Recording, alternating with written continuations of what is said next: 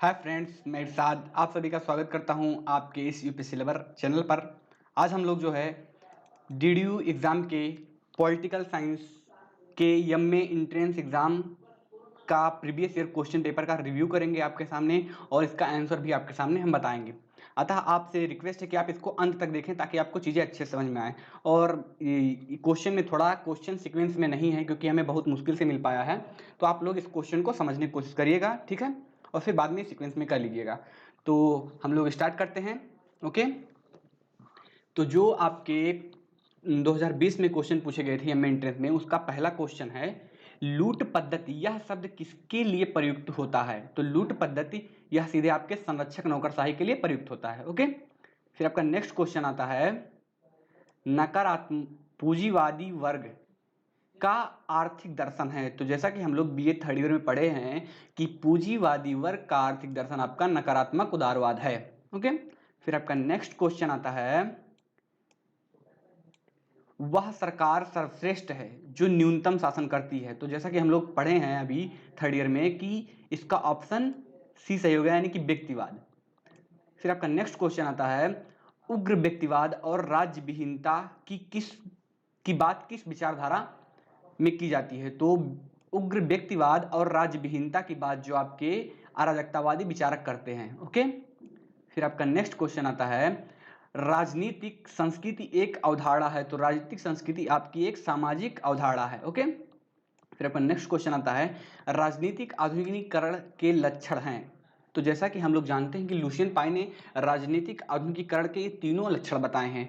तर्क संगत सत्ता होनी चाहिए, राजनीतिक सहभागिता होनी चाहिए और विभिन्नीकृत सांस्कृतिक संरचना होनी चाहिए, यानी कि उपरोक्त सभी। ओके, फिर आपका नेक्स्ट क्वेश्चन आता है व्यक्तिवाद के अनुसार राज्य एक आवश्यक बुराई है। ओके, फिर आपका नेक्स्ट क्वेश्चन आता है पुनर्जागरण का प्रतिनिधि है। पुनर्जागरण का प्रतिनिधि जो पॉलिटिकल साइंस में माना जाता है वो आपका मैकियावेली है। जो बच्चे सेकेंड ईयर में पढ़े होंगे वो जानते होंगे अच्छे से। प्लेटो के अनुसार राज्य की जनसंख्या, तो प्लेटो के अनुसार राज्य की जनसंख्या 5040 है। ओके, फिर आपका नेक्स्ट क्वेश्चन आता है किसने कहा कि आदमी एक मुक्त जन्मा है लेकिन हर तरफ वह बेड़ियों में बंधा हुआ है। तो आपका ये कोटेशन जो है रूसो महोदय का है जिसने सोशल कॉन्ट्रैक्ट लिखा था। फिर आपका नेक्स्ट क्वेश्चन आता है निम्नलिखित राजनीतिक चिंतकों में से किस एक ने राज्य के निरंकुशतावादी सिद्धांत को विकसित किया। तो राज्य के निरंकुशतावादी सिद्धांत को विकसित करने वाला आपका हाब्स है जो एब्सोल्यूट मोनार्की की बात करता है। फिर आपका नेक्स्ट क्वेश्चन आता है किसने कहा कि समाजवाद गिरगिट जैसा जंतु है। तो समाजवाद गिरगिट जैसा जंतु है यह कहने वाले आपके रामजी म्योर हैं। कौन है? रामजी म्योर, यानी कि आपका ऑप्शन ए सही है। फिर आपका नेक्स्ट क्वेश्चन आता है आधुनिक राज्य को ऐसे वर्णित करते हैं। तो आधुनिक राज्य जो है प्रेजेंट टाइम के स्टेट्स उन्हें हम वेलफेयर स्टेट के नाम से जानते हैं। फिर आपका नेक्स्ट क्वेश्चन आता है लोक प्रशासन के अविभाज्य विचार के समर्थक निम्नलिखित में से कौन है। तो इसमें से आपके हेनरी फ्योल हैं, लूथर गुलिक है और हर्बर्ट साइमन है। ठीक है, यानी कि आपका आंसर होना चाहिए लूथर गुलिक और हर्बर्ट साइमन। कौन कौन? लूथर गुलिक और हेनरी फ्योल, यानी कि आपका 1 और 4, यानी कि आपका ऑप्शन ए सही है। यहां पर एक गलत हो गया है, सॉरी, आपका यहां पर सही होगा लूथर गुलिक। आपका नेक्स्ट क्वेश्चन आता है निम्नलिखित में से किसे संगठन का प्रथम सुसंगत सिद्धांत माना जाता है। तो संगठन का जो प्रथम थ्योरी दिया गया था, फर्स्ट थ्योरी था, वह आपका था साइंटिफिक मैनेजमेंट थ्योरी, जिसको देने वाला जो है ग्रिफ्थ टेलर थे। ओके, फिर आपका नेक्स्ट क्वेश्चन आता है निम्नलिखित में से जिसका वर्णन संपूर्ण लोक कर्मिक संरचना की महत्वपूर्ण वस्तु के रूप में होती है। तो जो होती है वो आपका है डिसिप्लिन, यानी कि आपका ऑप्शन सी सही है। फिर आपका नेक्स्ट क्वेश्चन आता है कितने प्रकार के आपातकाल की भारतीय संविधान में परिकल्पना की गई है। तो भारत में 3 प्रकार के आपातकाल की प्रावधान किया गया। पहला आपका जो है इमरजेंसी, आपका जो है नेशनल इमरजेंसी, फिर failure of the constitution in the state, उसके बाद में आपका थर्ड आता है फाइनेंशियल इमरजेंसी। ओके, फिर आपका नेक्स्ट क्वेश्चन आता है संविधान के किस संशोधन ने प्रस्तावना में समाजवादी और पंथ निरपेक्ष शब्द को जोड़ा। तो आपका ये 42वां संवैधानिक संशोधन द्वारा जोड़ा गया था।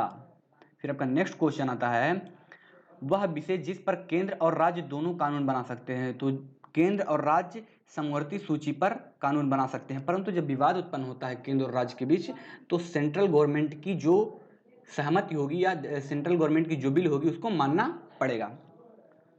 फिर आपका नेक्स्ट क्वेश्चन आता है,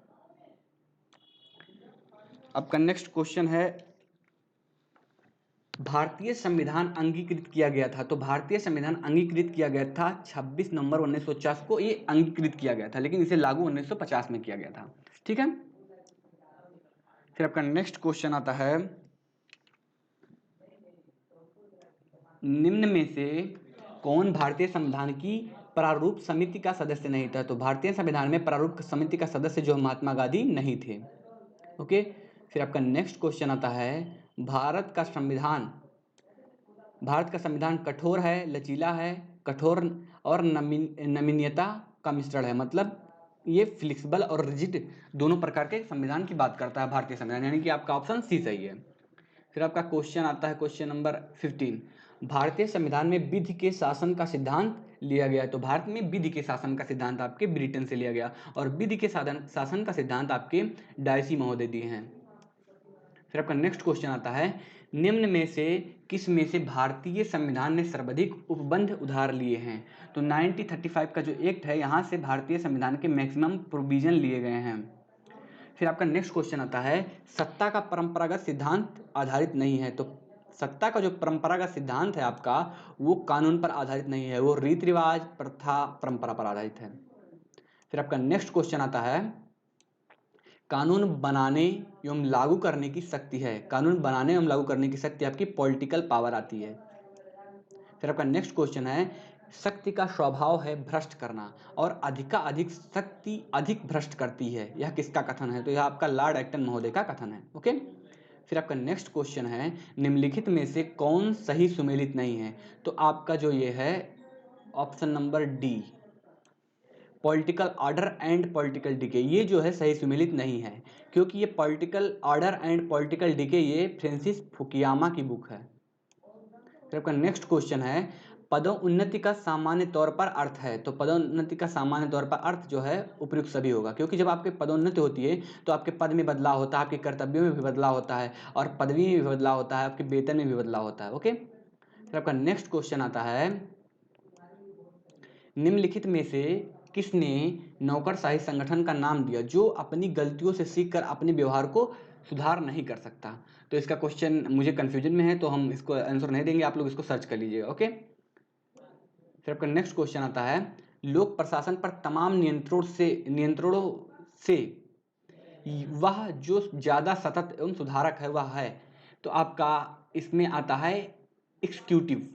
मेनली आप देखेंगे कि किसी भी देश की जो प्रशासन होती है वहाँ की एग्जीक्यूटिव ब्रांच को ही जोड़ करके वहाँ के प्रशासन से देखा जाता है, और उसमें सुधार होगा तो पूरे एडमिनिस्ट्रेटिव बॉडी में सुधार हो जाएगा। कल्याणकारी राज्य सुनिश्चित करता है। कल्याणकारी राज्य जो है आपका सामाजिक आर्थिक राजनीतिक हित तीनों सुनिश्चित करता है, यानी कि आपका ऑप्शन जो है डी सही है। फिर आपका नेक्स्ट क्वेश्चन आता है, उदारवाद का मूल लक्षण है। उदारवाद का मूल लक्षण आपका है व्यक्तिगत स्वतंत्रता, इंडिविजुअल लिबर्टी। ओके। फिर आपका नेक्स्ट क्वेश्चन आता है, व्यक्तिवाद को जाना जाता है। तो व्यक्तिवाद का एक और अन्य नाम है लेजर फेयर। ओके। तो उस नाम से भी जाना जाता है। सर्वाधिकारवादी शासन का उदाहरण है। तो सर्वाधिकारवादी शासन का उदाहरण आपका फांसीवादी है, नाजीवादी शासन है, साम्यवादी शासन है, यानी कि आपका उपयुक्त सभी है। फिर आपका क्वेश्चन नंबर आता है, नेक्स्ट क्वेश्चन आपका आता है, संवैधानिक उपचारों का अधिकार दिया गया है। तो संवैधानिक उपचारों का अधिकार आपको अनुच्छेद 32 के तहत दिया गया है। फिर आपका नेक्स्ट क्वेश्चन आता है दोस्तों, लोमड़ी और शेर की राजनीति का विचार किसने प्रतिपादित किया। तो जो भी बच्चे सेकेंड ईयर में अच्छे से पढ़े होंगे वो पाएंगे कि मैकियावेली ही है जो लोमड़ी और शेर के विचार को प्रतिपादित करता है। फिर आपका नेक्स्ट क्वेश्चन है, यदि हाब्स के मानव देह लोवियाथन का शीर्ष काट दिया जाए तो वह रूसो के समान इच्छा होगी। यदि हाब्स को मानव देह लोवियाथन का शीर्ष काट दिया जाए तो वह रूसो की सामान्य इच्छा होगी। तो आपका इसमें ऑप्शन वारकर सही है। फिर आपका नेक्स्ट क्वेश्चन है, रूसो ने नारा दिया। तो रूसो ने नारा दिया था प्रकृति की ओर लौटो, back to the nature of state. Okay. उदारवाद की आत्मा किसे कहा जाता है? तो उदारवाद की आत्मा लॉक को कहा जाता है, जॉन लॉक को। फिर आपका नेक्स्ट क्वेश्चन आता है दोस्तों, सिविक कल्चर के लेखक कौन है? सिविक कल्चर, तो सिविक कल्चर के लेखक आपके एमेंड और बर्मा हैं। कौन है? एमेंड और बर्मा। आपका ऑप्शन बी सही है। फिर आपका नेक्स्ट क्वेश्चन आता है, राजनीतिक संस्कृति के प्रेरक आधार हैं। तो राजनीतिक संस्कृति के प्रेरक आधार आप उस देश की इतिहास हो सकता है, उस देश का भूगोल हो सकता है, वहाँ की सामाजिक और आर्थिक विकास हो सकता है, यानी कि आपका ऑप्शन डी सही है। ओके। फिर आपका नेक्स्ट क्वेश्चन आता है दोस्तों, किसने राजनीतिक संस्कृतियों को इतिहास और भूगोल पर आधारित सभ्यता के अनुसार वर्गीकृत किया है? राजनीतिक संस्कृतियों को इतिहास और भूगोल पर आधारित सभ्यता के अनुसार विकसित किया है। तो आपके ये हैं कौन? Samuel P Huntington. फिर आपका नेक्स्ट क्वेश्चन आता है, मैक्स वेबर ने किसका संकेत करने के लिए ग्रीक शब्द करिश्मा का प्रयोग किया है? तो उसने जो है अधिदैविक गुण और अतिमानवीय गुण, इसको रिप्रेजेंट करने के लिए करिश्मा शब्द का प्रयोग किया गया, यानी कि आपका ऑप्शन डी सही है, 3 और 4। ओके, यहाँ तक हमें लगता है आपको बातें समझ में आ गई होगी। अब आगे बढ़ते हैं हम लोग।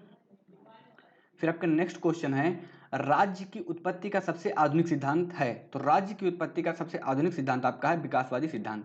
फिर आपका नेक्स्ट क्वेश्चन आता है, फांसीवाद के जनक हैं। तो फांसीवाद का जनक आपका मुसोलिनी है। कौन है? मुसोलिनी। फिर आपका नेक्स्ट क्वेश्चन आता है, निरंकुश संप्रभुता के सर्वाधिक सशक्त समर्थक हैं। तो निरंकुश संप्रभुता के जो समर्थक है वो आपका हॉब्स है। कौन है? हॉब्स। फिर आपका नेक्स्ट क्वेश्चन आता है, राज्य का आवश्यक तत्व नहीं है। तो राज्य का आवश्यक तत्व जनसंख्या है, भूमि है, सरकार है, लेकिन धर्म राज्य के लिए आवश्यक नहीं है, यानी कि आपका ऑप्शन बी सही है। फिर आपका नेक्स्ट क्वेश्चन आता है दोस्तों, दबाव समूह चुनाव में सीधे सहभागिता करता है? नहीं, दबाव समूह जो है सीधे इलेक्शन में पार्टिसिपेट नहीं करता है। फिर आपका नेक्स्ट क्वेश्चन आता है, राजनीतिक दल प्रत्यक्ष तौर पर सहभागी हैं चुनाव में? आपका ऑप्शन ए सही है। फिर आपका नेक्स्ट क्वेश्चन आता है, ब्रिटेन में है, तो ब्रिटेन में द्विशासनीय व्यवस्था है, जिसमें आपका एक है हाउस ऑफ लॉर्ड्स और सेकंड है आपका हाउस ऑफ कॉमन्स। ओके। फिर आपका नेक्स्ट क्वेश्चन आता है दोस्तों, नेक्स्ट क्वेश्चन आपका है संविधान से संबंधित है, अमेरिका के संविधान से। अमेरिका का संविधान है, तो अमेरिका का संविधान, वहां का संविधान जो है कठोर संविधान है। ठीक है। फिर आपका नेक्स्ट क्वेश्चन आता है, संयुक्त राज्य अमेरिका में है, तो संयुक्त राज्य अमेरिका में जो है आपको वहां पर जुडिशियल सुपीरियरिटी की बात की जाती है, यानी कि न्यायिक सर्वोच्चता की बात की गई है। फिर आपका नेक्स्ट क्वेश्चन आता है दोस्तों, नेक्स्ट क्वेश्चन आपका, संख्या और शक्ति के आधार पर 2 प्रकार की संस्कृतियां होती हैं। तो आपकी अभिजनात्मक संस्कृति और जन संस्कृति, ये दोनों प्रकार की होती है, यानी कि आपका ऑप्शन सी सही है। फिर आपका नेक्स्ट क्वेश्चन आता है, एलमंड और बर्बा के अनुसार संस्कृतियों के मूल प्रकार हैं। तो संस्कृतियों के मूल प्रकार आपके ऑप्शन डी सही है। यहाँ पर संकीर्ण, प्रभावजीवी और सहभागी 3 प्रकार की संस्कृतियां पाई जाती हैं। फिर आपका नेक्स्ट क्वेश्चन आता है, एक राज्य जो अपने नागरिकों को अधिकतम सुविधाएं प्रदान करता है कहलाता है लोक कल्याणकारी राज्य। लोक कल्याणकारी राज्य, जिसको इंग्लिश में कहते हैं वेलफेयर स्टेट। फिर आपका नेक्स्ट क्वेश्चन आता है, राज्य एक आवश्यक बुराई है, यह मत किसका है? राज्य एक आवश्यक बुराई है, यह व्यक्तिवादी कहते हैं। फिर आपका क्वेश्चन नंबर 69 यानी कि नेक्स्ट क्वेश्चन आता है, व्यक्तिवाद को वैज्ञानिक आधार पर प्रूव किसने किया, औचित्यपूर्ण ठहराया किसने? तो आपका ये आंसर हो जाएगा हर्बर्ट स्पेंसर। हर्बर्ट स्पेंसर महोदय जो है इंडिविजुअलिज्म को on the basis of science they tried to prove that individualism is the best. Okay. फिर आपका नेक्स्ट क्वेश्चन आता है, एक धन विधेयक राज्य में प्रस्तुत किया जा सकता है। तो एक धन विधेयक राज्य के केवल विधानसभा में ही प्रस्तुत किया जा सकता है, विधान परिषद में नहीं। अ थ्योरी ऑफ जस्टिस पुस्तक के लेखक जॉन रॉल्स हैं, जिन्होंने ये पुस्तक 1971 में लिखा था। कब लिखा था? 1971 में। ओके। फिर आपका नेक्स्ट क्वेश्चन आता है, रिप्रेजेंटेटिव गवर्नमेंट पुस्तक के लेखक कौन है? रिप्रेजेंटेटिव गवर्नमेंट पुस्तक के लेखक आपके जे.एस. मिल हैं। ठीक है। इसी में उन्होंने बात करते हैं मेजॉरिटी ऑफ डिक्टेटरशिप। ठीक है। फिर अपना नेक्स्ट क्वेश्चन आता है, निम्नलिखित में से कौन सही सुमेलित नहीं है? सही सुमेलित है। निम्नलिखित में से कौन सही सुमेलित है? तो आपका जो है ये सार्त्र महोदय जो अस्तित्ववाद के पिता कहे जाते हैं, ये जो अस्तित्ववाद आइडिया है या विचारधारा है, इसके पिता सार्त्र महोदय कहे जाते हैं। बाकी ये सब चीज़ें आपकी गलत हैं, ये गलत है, ये भी गलत है, गलत मैच किया गया है, ये भी गलत मैच किया गया है, यानी कि आपका ऑप्शन डी सही है। फिर आपका नेक्स्ट क्वेश्चन आता है दोस्तों, उपभोक्ताओं का लोकतंत्र किसे कहा जाता है? उपभोक्ताओं का लोकतंत्र जो है पूंजीवाद को कहा जाता है। फिर आपका नेक्स्ट क्वेश्चन आता है, उदारवाद का अर्थ है, उदारवाद का अर्थ है इंडिविजुअल लिबर्टी, यानी कि व्यक्तिगत स्वतंत्रता, यानी कि आपका ऑप्शन ए सही है। ओके, फिर आपका क्वेश्चन आता है नेक्स्ट क्वेश्चन, अधिकारी गण एक दूसरे के कार्य सर्जित करते हैं, यह कथन किसका है? ये विवादित कथन है, हमें याद नहीं है इसके बारे में, तो हम इसको छोड़ दे रहे हैं, आप लोग इसको देख लीजिएगा। फिर आपका नेक्स्ट क्वेश्चन आता है, निम्नलिखित में से इस दावे पर प्रश्न उठाया है कि लोक प्रशासन विज्ञान है, तो इस पे जो है आपके लूथर गुलिक महोदय कहते हैं कि लोक प्रशासन एज अ साइंस है। ओके, फिर आपका नेक्स्ट क्वेश्चन आता है कि आधुनिक राजनीति विज्ञान का लक्षण नहीं है, तो आधुनिक राजनीतिक विज्ञान का लक्षण मूल्य विहीनता नहीं है। आज जो प्रेजेंट टाइम में हमें पॉलिटिकल साइंस देखने को मिलता है उसमें ह्यूमन वैल्यूज पाए जाते हैं, ठीक है, कल्पना ह्यूमन वैल्यूज पाए जाते हैं, और यहाँ पर लिखा है कि ह्यूमन वैल्यूज नहीं पाए जाते हैं, यानी कि आपका ऑप्शन डी सही है। फिर आपका नेक्स्ट क्वेश्चन आता है, किसने कहा कि राजनीतिक विज्ञान शक्ति का विज्ञान है? तो ये हमें लगता है सभी को मालूम होना चाहिए, कैंटिन महोदय का है। फिर आपका क्वेश्चन नंबर आता है 16, यानी कि नेक्स्ट क्वेश्चन, नगर राज्य किसके चिंतन का आधार है? नगर राज्य जो है अरस्तु और प्लेटो के चिंतन का आधार रहा है। फिर आपका नेक्स्ट क्वेश्चन आता है, राजनीतिक विज्ञान इतिहास का फल है और इतिहास राजनीतिक विज्ञान की जड़, ये सिले महोदय कहते हैं। ये सब फर्स्ट ईयर के क्वेश्चन हैं, उठा के एंट्रेंस में पूछ लिया गया है। फिर आपका नेक्स्ट क्वेश्चन आता है, अनौपचारिक संगठन की अवधारणा किसने प्रतिपादित की? तो अनौपचारिक संगठन की अवधारणा जो आपके एल्टन मायो महोदय ने प्रतिपादित की। फिर आपका नेक्स्ट क्वेश्चन आता है, इसको भी हमें कंफर्म नहीं है, तो ये आप लोग देख लीजिएगा क्योंकि मेरा पब्लिक एडमिनिस्ट्रेशन कंप्लीट नहीं है। ओके, फिर आपका नेक्स्ट क्वेश्चन आता है, टेलर के वैज्ञानिक प्रबंध की मुख्य विशेषताओं में से निम्नलिखित में से कौन सही नहीं है? ठीक है, तो उन्होंने फोरमैन का कॉन्सेप्ट दिया ही दिया था, निर्णय लेने की भागीदारी में दिया था, समय और गति दिया ही था, विभेदक उत्तरजित दर व्यवस्था, यानी कि आपका ऑप्शन बी सही है, वो निर्णय लेने में भागीदारी की बात नहीं करते हैं। फिर आपका नेक्स्ट क्वेश्चन आता है, मार्क्सवाद को युग का भ्रम किसने कहा? तो मार्क्सवाद को युग का भ्रम कार्ल पॉपर महोदय ने कहा, ये फर्स्ट ईयर का क्वेश्चन है। फिर आपका नेक्स्ट क्वेश्चन आता है, आधुनिक प्रजातंत्र जाना जाता है, तो आधुनिक प्रजातंत्र जो है प्रतिनिधि प्रजातंत्र की तरह जाना जाता है। फिर आपका नेक्स्ट क्वेश्चन आता है, लोक कल्याणकारी राज्य कहा जाता है, तो लोक कल्याणकारी राज्य आपका व्यक्तिवाद और समाजवाद के मध्य जो स्थित राज्य होता है उसे हम लोक कल्याणकारी राज्य कहते हैं, ठीक है। फिर आपका नेक्स्ट क्वेश्चन आता है, एक मिनट, आपका नेक्स्ट क्वेश्चन है, निम्नलिखित में से क्या संप्रभुता का लक्षण नहीं है? तो संप्रभुता का लक्षण आपकी जनसंख्या नहीं है, सार्वभौमिकता संप्रभुता का लक्षण है, अस्थायी संप्रभुता का लक्षण है, अविभाज्यता संप्रभुता का लक्षण है। ओके, फिर आपका नेक्स्ट क्वेश्चन आता है, सार्वभौमिक मताधिकार के पूर्व सार्वभौमिक शिक्षा अनिवार्य रूप से व्यवस्था की जाए, ये आपका जीएस मिल का कथन है, ठीक है। फिर आपका नेक्स्ट क्वेश्चन आता है, अधिकतम संख्या अधिकतम सुख, मतलब greatest happiness of the greatest number, एक क्वेश्चन किसका है? तो यह सीधे सीधे आपके बेंथम से जुड़ा हुआ है, जो फादर कहे जाते हैं यूटिलिटेरियनिज्म के, ठीक है। फिर आपका नेक्स्ट क्वेश्चन आता है, जॉन लॉक के अनुसार मनुष्य स्वभाव से है, जॉन लॉक के अनुसार मनुष्य स्वभाव से होता है सामाजिक और विवेकी, ऐसा जॉन लॉक महोदय कहते हैं, जबकि हॉब्स महोदय जस्ट इसके अपोजिट सोचते हैं। निम्नलिखित में से आपका क्वेश्चन है, निम्नलिखित में से कौन सा राजनीतिक दार्शनिक सकारात्मक स्वतंत्रता का पक्षधर है? तो सकारात्मक स्वतंत्रता का जो पक्षधर है वो आपके टीएच ग्रीन महोदय हैं, ठीक है। तो ये रहा आपकी डीडीयू एंट्रेंस एग्जामिनेशन का प्रीवियस ईयर पेपर, और आपको अगर जो इसका पीडीएफ चाहिए तो आप हमारे यूपीएससी लवर चैनल, जो आपका टेलीग्राम चैनल है, आप वहाँ से जुड़ जाइए, आपको वहाँ पर ये प्रोवाइड करा दिया जाएगा। और अगर जो आप लोगों को और किसी अन्य सब्जेक्ट पे चाहिए तो आप लोग कमेंट में बताइए हमें। ओके, आज के लिए इतना ही, और आपसे रिक्वेस्ट है कि आप ये मैक्सिमम लोगों तक शेयर करिए। और आज के लिए इतना ही, धन्यवाद, मिलते हैं नेक्स्ट वीडियो में नेक्स्ट टॉपिक के साथ।